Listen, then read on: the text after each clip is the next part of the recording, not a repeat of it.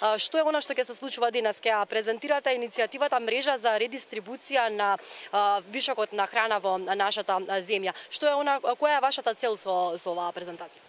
Па бидејќи како што кажавте, секој пети македонец има во просек по еден оброк дневно, а од друга страна сме седми во светот по фрлање на храна. Ние работиме на развојна мрежа за донирање на храна. Денеска ќе организираме инфоден на кој што може да присуствуваат граѓаните и граѓански организации да се информираат како може да се вклучат. Понатаму ние ќе продолжиме и со вклучување на бизнисите. Настанот ќе се одржи во социјалниот центар Дунја во 5 часот, тоа е на Рајкон Жензифов број 22.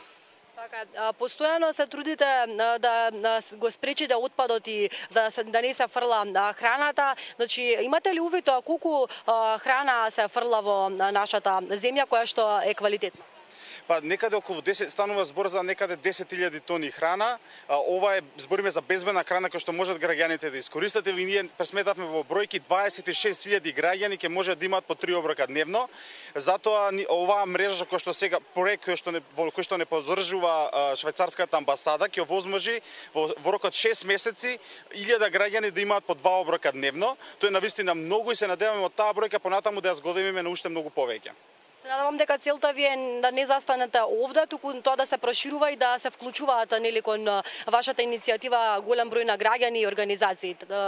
Како планирате да ја проширите вашата иницијатива?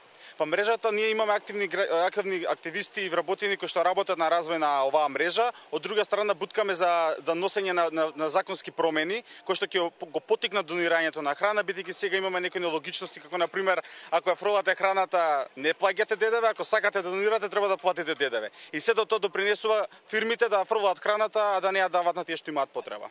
И уште за крај, што е со оној закон за донирање на храна за кој што иницииравте неодамна?